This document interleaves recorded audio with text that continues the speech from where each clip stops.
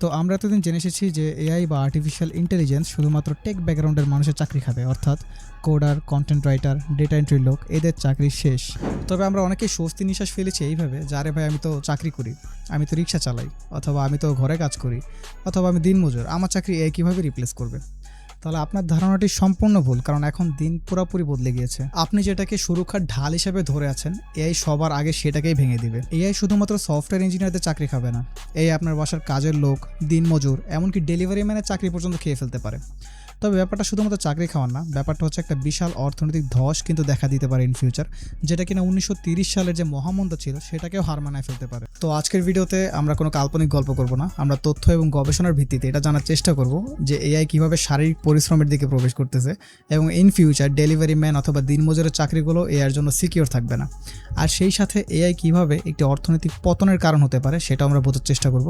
So hey explorers, welcome back to a new exploration and চলুন আজকের ভিডিওটা শুরু করা যাক। আর হ্যাঁ, এটা মনোযোগ দিয়ে দেখবেন, কারণ এটা আপনার আর আমার ভবিষ্যতের ব্যাপার। প্রথমে আসা যাক সবচেয়ে বড় যুক্তিটিতে। এতদিন পর্যন্ত টেক বিশেষজ্ঞ আর অর্থনীতিবিদরা একটা যুক্তি দিয়ে এসেছেন যে এআই হচ্ছে একটা সফটওয়্যার ভিত্তিক জিনিস, এটা কোড করবে, হয়তো ভালো ভালো রাইটিংস করতে পারে, ভালো ডিজাইন করতে পারে, কিন্তু এআই কীভাবে আমার বাসার ফ্যানটি স্ক্রুড্রাইভার দিয়ে ফিক্স করবে? এখন আমি বলতে চাই যে এই ধারণাটা এখন আপনাকে বদলায় ফেলতে হবে, কারণ এখন পৃথিবী অনেক আগায় গেছে। এআই এর মস্তিষ্কের সাথে যুক্ত হয়েছে এখন নতুন আধুনিক হিউম্যানয়েড রোবোটিক্সের শারীরিক ক্ষমতা। উদাহরণ হিসেবে ওয়ানএস টেকনোলজিসের বানানো হিউম্যানয়েড রোবট হ্যান্ডের কথা বলা যাক, যেটা কিনা মানুষের মতোই 25টা মুভমেন্ট অক্ষ রয়েছে, অর্থাৎ ডিগ্রিজ অফ ফ্রিডম। চিন্তা করুন, আগের রোবটগুলো ছিল অন্ধ, সে কোনো বস্তু ধরলে বুঝতো না কতটুকু চাপ দেওয়া দরকার, ফলে ডিম ধরতে গেলে ডিম ভেঙে ফেলতো। তবে নিওরাত আছে টেকটাইল অ্যান্ড শেয়ার স্কিন, অর্থাৎ নিয়েও কোনো কিছু ধরলে সেটা ফিল করতে পারে। আপনি যেমন কোনো কিছু ধরলে ফিল করতে পারেন যে আসলে কোনটা নরম অথবা কোনটা শক্ত, কোনটা পিচ্ছিল, নিয়েও একইভাবে প্রত্যেকটা জিনিস ধরার পরে সে ফিল করতে পারে, যে কারণে সে বুঝতে পারে যে কোনটা তাকে কীভাবে ধরতে হবে, কোনটা শক্তভাবে ধরতে হবে অথবা কোনটা নরমভাবে ধরতে হবে। সে সেন্সিটিভ জিনিসগুলোকে খুব সহজে আইডেন্টিফাই করতে পারে। এটি যেমন হাতুড়ি পিটিয়ে পেরেক মারতে পারে, তেমনি খুবই স্পর্শকাতর জিনিস, যেমন হতে পারে একটা অরিগামি অথবা একটা আঙুর, একদম নষ্ট না করে সঠিক জায়গায় রাখতে পারে। শুধু তাই নয়, এই রোবট দিয়ে ল্যাবে চা ঢালা, ঘরের বোতল বা পেপার টাওয়েল মোছা, জিপার লাগানো, এমনকি চাবি বা ইউএসবি কেবল লাগানোর মতো কাজগুলো নিখুঁতভাবে পরীক্ষা করা হয়েছে। এখন কথা হচ্ছে, রোবট যদি আপনার বাসা পরিষ্কার করতে পারে, আপনার পাকের ঘর পরিষ্কার করতে পারে, থালা বাসন ধুইতে পারে, রান্না করতে পারে, আবার কারখানায় শুকনো কাজ যেমন লোগো অ্যাসেম্বলের মতো কাজগুলো সে করে ফেলতে পারে, তাহলে সেখানে আপনার ক্লিনার, কাজের বুয়া অথবা কারখানা শ্রমিকদের কী প্রয়োজন? কোম্পানিটি প্রতি বছর 10,000 করে এই ধরনের রোবট হাত তৈরি করার লক্ষ্যমাত্রা নির্ধারণ করেছে। অর্থাৎ শারীরিক পরিশ্রমের ক্ষেত্রে যে টেকনোলজিক্যাল সীমাবদ্ধতাটা ছিল সেটা এখন কেবলই ইতিহাস হয়ে দাঁড়িয়েছে। এখন আপনি ভাবতে পারেন যে শারীরিক পরিশ্রম করার জন্য যে মেধা অথবা তাৎক্ষণিক সিদ্ধান্ত গ্রহণের বুদ্ধিমত্তা দরকার, সেটা হয়তো রোবটকে দিয়ে সম্ভব নয়। তাহলে আসুন আমরা 3টা ক্ষেত্র বিশ্লেষণ করে দেখি। 1. ড্রাইভিং। টেসলা ফুল সেলফ ড্রাইভিং অথবা ওয়েমোর মতো যে চালকবিহীন ট্যাক্সিগুলো রয়েছে, সেগুলো কিন্তু মাইলের পর মাইল বিভিন্ন দেশে পাড়ি দিচ্ছে, তাও খুবই নিরাপদভাবে। একজন চালকের মতো তার ক্লান্তি নেই, ট্রাফিক আইন ভাঙার মতো কোনো ইন্টেনশন নেই, সেই সাথে মদ্যপান করে গাড়ি চালিয়ে মামলা খাওয়ার মতো কোনো সুযোগ নেই। যখন স্বয়ংক্রিয় গাড়িগুলোর উৎপাদন খরচ মানুষের বেতনের চেয়ে সস্তা হয়ে যাবে, তখন রাইড শেয়ারিং, ট্রাক ড্রাইভার, বাস বা ডেলিভারি ড্রাইভারের কাজ এক ধাক্কায় বিলুপ্তির পথে হেঁটে যাবে। 2. দিনমজুর বা নির্মাণ শ্রমিক। একসময় কনস্ট্রাকশনের কাজটাকে খুব জটিল মনে করা হতো, কিন্তু এআই চালিত রোবোটিক্স, ক্যাটারপিলার এবং ড্রোন এখন ইটের দেয়াল গাঁথা থেকে শুরু করে সিমেন্টস মিক্সিং এবং জটিল কাঠামো তৈরি মানুষের চেয়ে 5 গুণ দ্রুত করছে। 3. গৃহকর্মী এবং হাউসকিপিং। স্যামসাং আর ওয়ানএক্সের মতো কোম্পানিগুলো কিন্তু হিউম্যানয়েড রোবট অলরেডি বানাচ্ছে, যেগুলো ক্লান্ত হয় না, ছুটি চায় না, বেশি কাজের বিনিময়ে বেশি অর্থও চায় না, বরং একবার কিনে নিলে সেটা বছরের পর বছর বিনামূল্যে সেবা দেয়। অর্থনীতিবিদ ম্যাথিউস ইগলেসিয়াস তার গবেষণামূলক আলোচনায় দেখেছেন, অনেকে মনে করেন মানুষ তো মানুষ থেকে সেবা নিতে পছন্দ করবে, যাকে বলা হয়ে থাকে হিউম্যান টাচ। অনেকে মনে করেন মানুষ তো মানুষের থেকে সেবা নিতে পছন্দ করবেন, যাকে বলা হয়ে থাকে হিউম্যান টাচ। কিন্তু বাস্তবতা এর থেকে অনেক বেশি নির্মম। বিশ্বের 99% মানুষ কিন্তু কোনো কাজেই এক্সপার্ট নন, সবাই স্বাভাবিকভাবে কাজ করে থাকে। তো একজন স্বাভাবিক কর্মীর জায়গায় একটা এআই যখন আরও ভালোভাবে, কম খরচে এবং 20 গুণ বেশি গতিতে কাজটাকে আরও সহজভাবে করে দেবে, তখন কিন্তু মানুষ এই হিউম্যান টাচের মায়া বলে আলটিমেটলি এআইকেই বেছে নেবে।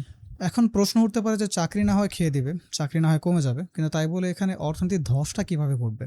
এখন এটা বুঝতে হলে আমাদেরকে প্রচলিত অর্থনৈতিক যে ধারণা এবং বর্তমান বাস্তবতার পার্থক্যটা বুঝতে হবে।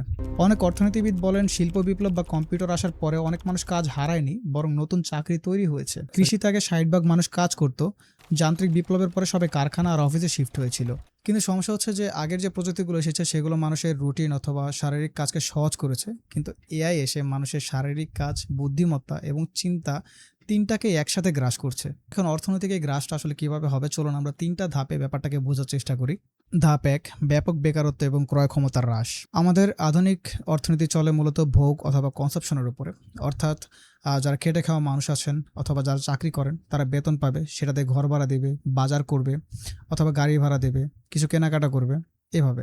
এখন এআই যদি টেক ব্যাকগ্রাউন্ডে যারা চাকরি করছেন তাদের সহ যারা ব্লু কলার অর্থাৎ ড্রাইভার, মেইড এদের চাকরি যদি কেড়ে নেয় তাহলে মানুষের কাছে উপার্জনের কোনো পথ থাকবে না। আর স্বাভাবিকভাবে মানুষের কাছে যদি উপার্জনের কোনো পথ না থাকে তাহলে তারা কেনাকাটাও বন্ধ করে দেবে।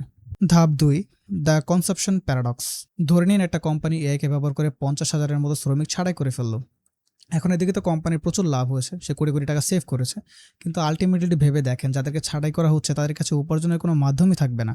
আর তাদের কাছে যদি উপার্জনের মাধ্যম না থাকে, মানুষ যদি টাকা ইনকাম না করতে পারে তাহলে সে কোম্পানির সেবাগুলো কিভাবে কিনবে? তার মানে কোম্পানিগুলো সাময়িকভাবে লাভ করবে কিন্তু লং টার্মে কোম্পানিগুলো ধসে পড়বে। ধাপ ৩, এন্ট্রি লেভেল কোলাপস। এই কোলাপসটা সবচেয়ে ভয়ঙ্কর। একবার চিন্তা করেন যারা ফ্রেশার এখন ইউনিভার্সিটি গ্র্যাজুয়েট করে বের হচ্ছে, তারা চাকরির সন্ধানে যাচ্ছে, কিন্তু আলটিমেটলি আমাদের যে কোম্পানিগুলো আছে সেগুলো এআইকে দিয়ে অলরেডি সহজ কাজগুলোকে রিপ্লেস করে ফেলেছে। এর ফলে আগে এন্ট্রি লেভেলে যারা ছিল তাদেরকে যে কাজগুলো দেওয়া হতো, দুর্ভাগ্যবশত এখন সেই কাজগুলো এখন এআই করতেছে। স্ট্যানফোর্ড ইউনিভার্সিটির একটি সমীক্ষায় দেখা গিয়েছে এআই আসার পরে নতুন যারা গ্র্যাজুয়েট রয়েছে তাদের চাকরি পাওয়ার হার মারাত্মকভাবে কমে গিয়েছে। বিশেষ করে এন্ট্রি লেভেল জব পোস্টিং প্রায় 12.8% পর্যন্ত কমেছে। অর্থাৎ আগে অনভিজ্ঞতা যে ধরনের কাজ দেওয়া হতো, যে ধরনের বেসিক কাজ অথবা ডেটা কালেকশনের কাজ, সেগুলো এখন এআই করে দিচ্ছে। অর্থাৎ ফ্রেশ গ্র্যাজুয়েট করে যারা বেরোচ্ছে তাদের এক্সপিরিয়েন্স গেইন করার কোনো সুযোগই থাকছে না, যেটা কিন্তু শ্রম বাজারকে বলতে গেলে পুরোপুরি পঙ্গুই করে দিচ্ছে। ইতিহাসের দিকে তাকালে আমরা দেখতে পাই 1800 সালে যখন শিল্প বিপ্লব হয়েছিল তখন অনেক তাঁতিরা তাদের কর্মসংস্থান হারিয়ে ফেলেছিল, তাদের কাজ হারিয়ে ফেলেছিল, আর তখন তারা ক্ষুব্ধ হয়ে মেকানাইজড মেশিনগুলো ভাঙচুর করেছিল। ইতিহাসে যাদেরকে বলা হয় লর্ডাইটস। এখন প্রযুক্তির প্রতিটি রূপান্তরের 3টি ধাপ থাকে। এক হচ্ছে অস্থিরতা, যখন পুরোনো কাজগুলো কমে যায় এবং মারাত্মক অস্থির পরিবেশ তৈরি হয়। 2 হচ্ছে পরিবর্তনকাল, যখন মানুষ নতুন কাজ শিখে এবং নতুন প্রযুক্তির সাথে নিজেকে মানিয়ে নেওয়ার চেষ্টা করে। আর 3 হচ্ছে সম্প্রসারণ, যখন নতুন সুযোগ বা শিল্প কারখানা অথবা নতুন সুযোগের সৃষ্টি হয়। কিন্তু সমস্যা হচ্ছে যে এবারের ট্রানজিশন পিরিয়ড অথবা পরিবর্তনকালের গতিটা এতই বেশি যে মানুষের সাথে তাল মিলিয়ে নতুন দক্ষতা অর্জন করতেই পারছে না। ধরে নিন 2026 সালে যদি একটা কম্পিউটার অপারেটর অথবা একটা কাস্টমার কেয়ার প্রতিনিধি যদি তার চাকরি হারিয়ে ফেলে, তাহলে সে রাতারাতি এআই ইঞ্জিনিয়ার অথবা রোবোটিক্স টেকনিশিয়ান হতে পারবে না। এই যে ক্রান্তিকালীন সময় বা ট্রানজিশন গ্যাপ, এই গ্যাপের মধ্যে পুরো বিশ্ব জুড়ে অনেক সামাজিক অস্থিরতা, ভয়াবহ বেকারত্ব এবং একটা অর্থনৈতিক পতন বা অস্থিরতার সম্মুখীন আমাদের হতেই হবে। বিশ্বজুড়ে এখন তুমুল আলোচনা চলতেছে যে যদি এআই সত্যি মানসিক আর শারীরিক শ্রম মানুষের থেকে কেড়ে নেয় তাহলে সমাজ পরিচালনার ব্যবস্থাটাকেও পরিবর্তন করতে হবে। ইউনিভার্সাল বেসিক ইনকাম অথবা ইউবিআই বা সরকারের পক্ষ থেকে প্রতিটি নাগরিককে নির্দিষ্ট জীবনধারণের ভাতা দেওয়া এবং এআই কোম্পানিগুলোর উপর এআই ট্যাক্স বসানোর মতো পদক্ষেপ নিয়ে চিন্তাভাবনা করা হচ্ছে। তবে ব্যক্তিগত পর্যায়ে আসলে আমাদের করণীয় কি? এখন আমি টেক ব্যাকগ্রাউন্ডের না অথবা আমি এআই বুঝি না, আমাদেরকে সবার আগে এই ধারণা থেকে বেরিয়ে আসতে হবে। আমাদেরকে মিশতে হবে, আমাদেরকে প্রযুক্তিকে এক্সপ্লোর করতে হবে এবং সেটাকে বুঝতে হবে। আর দ্বিতীয়ত, নিজেকে মাল্টিটাস্কিংয়ে অভ্যস্ত করতে হবে। অর্থাৎ আপনি যে কোনো একটি কাজ নিয়ে যদি চিন্তা করেন যে আমি 1 বছর, 2 বছর অথবা 3 বছর এই কাজ নিয়ে পড়ে থাকবো এবং নিজেকে এই কাজে দক্ষ করে তুলবো, এই ধারণা থেকে আপনাকে বেরিয়ে আসতে হবে এবং আপনাকে মাল্টিটাস্কিং করতে হবে। আপনাকে বিভিন্ন কাজ সম্পর্কে জানতে হবে। আপনি এআই ইঞ্জিনিয়ার না হতে পারেন, অ্যাটলিস্ট আপনি গুগল এআই স্টুডিও অথবা যে কোনো টুলস ইউজ করে একটা ওয়েবসাইট অ্যাটলিস্ট বানাইতে পারবেন। আর যদি না পারেন তাহলে ডিসক্রিপশনে লিঙ্ক দেওয়া থাকবে, আমি কিন্তু এটা নিয়ে একটা ভিডিও অলরেডি বানাই ফেলছি। মাত্র 10 মিনিট একটা ওয়েবসাইট আপনি বানাই ফেলতে পারবেন, অবশ্যই চেক করবেন। এআই বিপ্লব আমাদেরকে একটি অদূর ভবিষ্যতের দিকে নিয়ে যাচ্ছে।